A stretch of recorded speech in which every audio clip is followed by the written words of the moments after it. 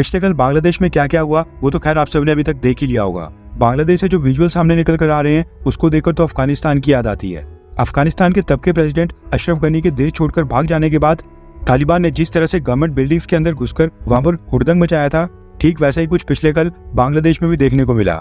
बांग्लादेश के PM residence का सामान तो छोड़ ही दो, शेख हसीना और उनके परिवारजन के कपड़े और साड़ियां तक नहीं छोड़ी गई और प्रोटेस्टर्स वो भी लूट कर ले गए। बांग्लादेश की ex prime minister Sheikh Hasina किसी भी तरह जान बचाकर भारत तो आ गई हैं, लेकिन उनके भविष्य को लेकर काफी सारी मुश्किल स्थिति बनी हुई है। न्यूज निकल कर आ रही है कि शेख हसीना ने सबसे पहले ब्रिटेन से असाइलम मांगा था, लेकिन ब्रिटेन की सरकार द्वारा वो डिनाई कर दिया गया, जिसके कारण शेख हसीना को रात भारत के इंडियन एयरबेस के ऊपर ही गुजारनी पड़ी। इंडियन एयरबेस वैसे तो यूपी में पड़ता है, लेकिन ये दिल्ली और यूपी के बॉर्डर के पास ही है। प्रधानमंत्री मोदी के रेजिडेंस से इंडियन एयरबेस की दूरी मात्र 20 से 22 किलोमीटर के आसपास ही होगी। शेख हसीना की सुरक्षा के लिए भारत को अपने राफेल फाइटर जेट्स तक का इस्तेमाल करना पड़ा। लेकिन वो डिस्कस करने से पहले बात करते हैं कि बांग्लादेश में जो कट्टरपंथी इस्लामिक ताकतों ने वहां पर सरकार गिराकर तख्ता पलट किया है, उसके ऊपर दुनिया के बाकी देशों ने अभी तक क्या क्या बोला है और सबसे पहले रिएक्शंस क्या निकल कर आ रहे हैं। अमेरिका की तरफ से पहला रिएक्शन दिया है अमेरिका के विदेश मंत्रालय के स्पोक्सपर्सन मैथ्यू मिलर ने। अमेरिका ने कहा है कि हमने देखा है कि प्राइम मिनिस्टर शेख हसीना ने अपने पद से रिजाइन दे दिया है और बांग्लादेश छोड़कर चले गई हैं। हम इस पूरी सिचुएशन को क्लोजली मॉनिटर कर रहे हैं और करीब से नजर बनाए बैठे हैं। यूनाइटेड स्टेट्स ऑफ अमेरिका इस खड़ी में बांग्लादेश के लोगों के साथ खड़े होता है और जो बांग्लादेश के अंदर वहां पर इंटरिम गवर्नमेंट बनाई गई है, अमेरिका उसका स्वागत करता है, यानी कि वेलकम करता है। और नई सरकार में ट्रांजिशन बांग्लादेश के कानून के हिसाब से ही होनी चाहिए। इसके आगे अमेरिका ने कहा कि पिछले कुछ हफ्तों से जो बांग्लादेश में ह्यूमन राइट अब्यूज यानी मानवाधिकार उल्लंघन हुए हैं, जो भी वहां पर कैजुअलिटीज हुई हैं और लोग घायल हुए हैं, हम उसको लेकर दुखी हैं। हम सभी पार्टी से अपील करते हैं आगे और वायलेंस यानी कि हिंसा ना की जाए। पिछले कुछ हफ्तों के अंदर ही कई सारी जानें चले गई हैं, इसलिए आगे आने वाले दिनों में शांति बनाने की कोशिश की जाए। इसके साथ ही मैथ्यू मिलर ने स्टेटमेंट में ये भी कहा कि पिछले कुछ हफ्तों में जो हिंसा हुई है उसकी निष्पक्ष और पारदर्शी तरीके से जांच की जानी चाहिए और ये जरूरी है कि बांग्लादेश के लोगों की जो डेमोक्रेटिक एस्पिरेशंस हैं, अमेरिका अपील करता है कि जो भी इंटरिम गवर्नमेंट बनाई जाएगी वो पूरी तरह से डेमोक्रेटिक हो और इंक्लूसिव हो, यानी कि उसमें सभी वर्गों के लोगों को शामिल किया जाए। और बांग्लादेश की आर्मी ने जो आज ताकत दिखाई, हम उसकी तारीफ करते हैं। इसके साथ ही मैथ्यू मिलर ने जानकारी दी कि बांग्लादेश के लोग अमेरिका के लिए काफी अहम है और पिछले साल भी अमेरिका ने $212 बिलियन की फाइनेंशियल एड बांग्लादेश को दी थी, जो कि आगे भी जारी रहेगी। इसके साथ ही अमेरिका ने बांग्लादेश में रह रहे रोहिंग्या रिफ्यूजीज को सपोर्ट करने के लिए भी साल 2017 के बाद से अभी तक $2 बिलियन की मदद बांग्लादेश को दे दी है। ये कहना है अमेरिका का। इसके बाद ब्रिटेन यानी कि यूनाइटेड किंगडम की तरफ से भी एक रिएक्शन आ गया है और ब्रिटेन ने भी अमेरिका की तरह खुलकर प्रोटेस्टर्स को सपोर्ट किया है। ब्रिटेन के प्राइम मिनिस्टर कीयर स्टारमर के स्पोक्सपर्सन ने कहा है कि बांग्लादेश में जो हिंसा हुई, लोगों की वहां पर जाने गई और खासकर स्टूडेंट्स, बच्चों और लॉ एनफोर्समेंट ऑफिसर्स की जो जान गई, वो कम्प्लीटली अनएक्सेप्टेबल था। उसको स्वीकार बिल्कुल नहीं किया जा सकता है। शांतिपूर्ण तरीके से प्रोटेस्ट करने के अधिकार की सुरक्षा करनी चाहिए, हिंसा नहीं हो। और हम बांग्लादेश की लॉ एनफोर्समेंट एजेंसी से अपील करते हैं कि जो भी वहां पर पीसफुल प्रोटेस्टर्स को डिटेन किया गया है उनको रिलीज किया जाए और जिनके ऊपर आरोप हैं उनके ऊपर प्रॉपर कार्रवाई हो। ब्रिटेन उम्मीद करता है कि लोकतंत्र की जीत को सुनिश्चित करने के लिए जल्दी से वहां पर कोई कदम उठाए जाएंगे और बांग्लादेश के लोगों के लिए शांति और सुरक्षा की स्थिति में तेजी आएगी। पिछले कुछ हफ्तों में जो हिंसा हुई है उससे ब्रिटेन भी काफी दुखी है, ये कहना है ब्रिटेन का। इसके बाद जर्मनी की तरफ से भी एक स्टेटमेंट आई है, लेकिन वो छोटा सा कमेंट ही था।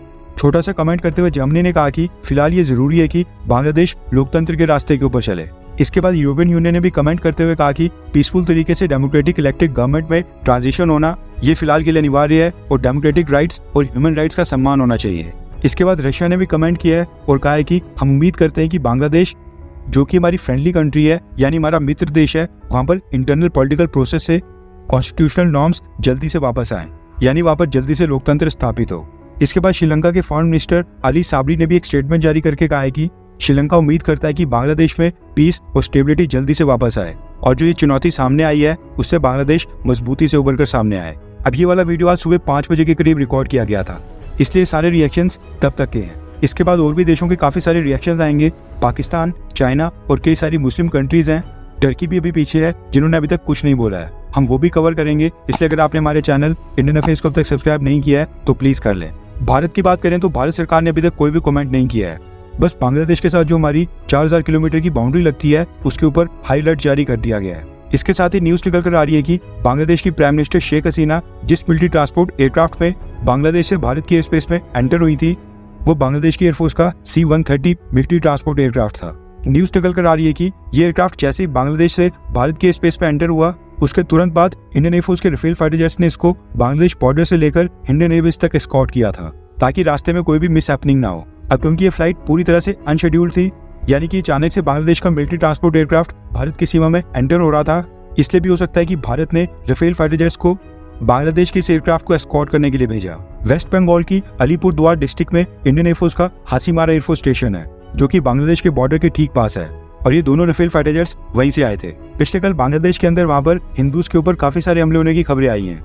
हिंदुओं के घरों को आग भी लगाई गई, जिसके बाद बांग्लादेश की आर्मी ने स्पेशली बांग्लादेश के हिंदूज के लिए कुछ हेल्पलाइन नंबर्स जारी किए और कहा कि अगर उनके ऊपर कोई भी हमला करता है या उनकी जान के ऊपर कोई संकट बनता है तो वो हेल्पलाइन नंबर्स के ऊपर कॉल करें और सेना उनकी मदद के लिए तुरंत आ जाएगी। लेकिन मसला ये है कि 2-3 हेल्पलाइन नंबर्स जारी करने से क्या ही फर्क पड़ेगा। बांग्लादेश में इस समय 1,31,00,000 हिंदूज वहां पर रहते हैं और बांग्लादेश आर्मी चाहकर भी सबकी मदद के लिए नहीं आ सकती है। न्यूज निकल कर आ रही है कि पिछले कल हिंदूज की लड़कियों और महिलाओं के साथ वहां पर बर्बरता की गई थी, घरों के ऊपर हमले हुए थे। इसके अलावा एक और न्यूज निकल कर आ रही है कि भारत के 6,000 लोग अभी भी बांग्लादेश में फंसे हैं। इसलिए भारत की सरकार ना ही शेख हसीना को सपोर्ट कर रही है, ना ही बांग्लादेश के प्रोटेस्टर्स को, क्योंकि शेख हसीना ने हमेशा से ही भारत का काफी साथ दिया था। लेकिन अगर इस सिचुएशन में भारत शेख हसीना का साथ देता है तो बांग्लादेश में प्रोटेस्टर्स भड़क सकते हैं और वहां पर जो हिंदूज और इंडियंस हैं उनको भी टारगेट कर सकते हैं। इसलिए भारत की सरकार फिलहाल वेट एंड वॉच कर रही है। वैसे आपको क्या लगता है कि क्या भारत की सरकार को शेख हसीना को भारत के अंदर असाइलम देकर यहाँ पर शरण देनी चाहिए, हाँ या फिर ना? नीचे कमेंट करके अपनी राय जरूर बताएं। वैसे दुख की बात यह है कि जिस बांग्लादेश को आजाद कराने के लिए भारत ने इतना बड़ा रिस्क लिया और बलिदान दिया, आज वहीं के लोग भारत विरोधी और हिंदू विरोधी हो गए हैं। एक वेबसाइट के ऊपर मुझे डेटा मिला जिसमें बताया गया कि 1971 में ईस्ट पाकिस्तान के साथ युद्ध में ईस्टर्न फ्रंट के ऊपर पाकिस्तान की आर्मी के साथ लड़ते लड़ते इंडियन आर्मी के 1,421 जवान वीरगति को प्राप्त हो गए थे, जबकि 4,058 जवान भारत के घायल हो गए थे। आप सोचिए कि इंडियन आर्मी के 1,421 जवानों ने कहीं ना कहीं इस बांग्लादेश के लिए सर्वोच्च बलिदान दिया था, जो आज की डेट में धर्म के नशे में इतना पागल हो गया है कि उसको ये याद ही नहीं है कि भारत ने उसके लिए क्या क्या किया, और जब पाकिस्तान रूल करता था तब पाकिस्तान का एडमिनिस्ट्रेशन ईस्ट पाकिस्तान में इनके साथ क्या क्या करता था। आने वाले कुछ दिनों के बाद पता चलेगा कि बांग्लादेश की नई सरकार का क्या रुख रहता है और भारत को लेकर उनकी क्या पॉलिसी रहती है। और ये देखना भी काफी इंटरेस्टिंग होगा कि क्या भारत की सरकार शेख हसीना को असाइलम देती है या फिर शेख हसीना को किसी और देश से मदद की गुहार लगानी पड़ेगी। अमेरिका और ब्रिटेन तो खैर अभी नहीं लग रहा है कि शेख हसीना को असाइलम देंगे, और पॉसिबिलिटी है कि शेख हसीना यूरोपियन यूनियन के किसी देश में जाकर शरण ले लें। वैसे भारत के चारों तरफ के देशों की कंडीशन देखते हुए ऐसा लगता है कि हम काफी लकी हैं कि भारत में हमारा जन्म हुआ है। खैर, आपको क्या लगता है कि बांग्लादेश में जो शेख हसीना की सरकार गिरी है और उनको भगाने के ऊपर मजबूर किया गया, इसके पीछे कौन सा देश हो सकता है?